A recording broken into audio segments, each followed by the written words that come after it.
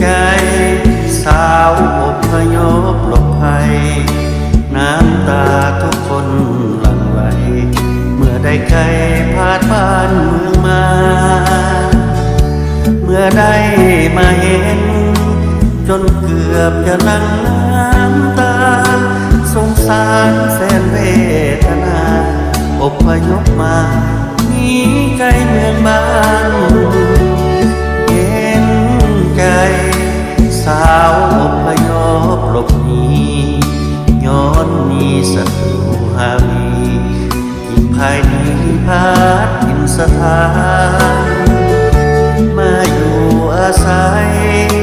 หลบภัยอยู่ทางเวียงจันทน์หนุ่มเวียงเห็นใจจอมควันจึงห้องเพลงควนกล่อมหัวใจเจ้าสาวเขาหง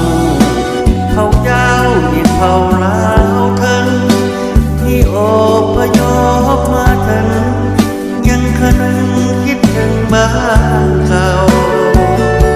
มาอยู่เวียงนี้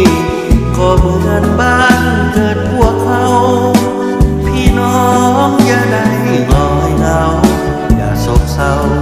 เสียใจหลายปีที่อพยพหลบมาพัดพาห่วงไว้ให้นา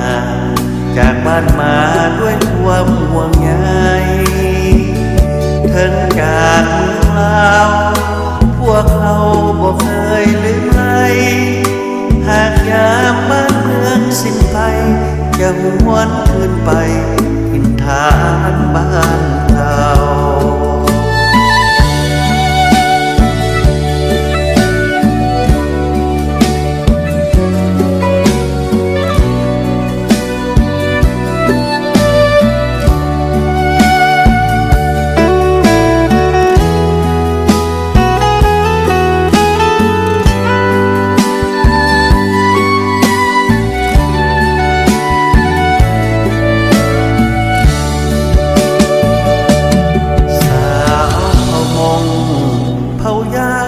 เผ่าลาวถึง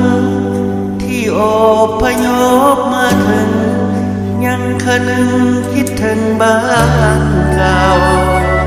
มาอยู่เวียงนี้ก็เหมือนบ้านเกิดพวกเขาพี่น้องอย่าได้งอยเหงาอย่าโศกเศร้าเสียใจหลายปี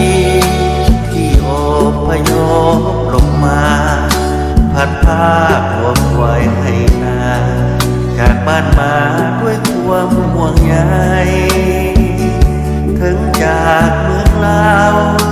พวกเขาบอกเคยลืมไหลหากยามบ้านเมืองสิ้นภัยจะหวนคืนไปถิ่นฐานบ้านเรา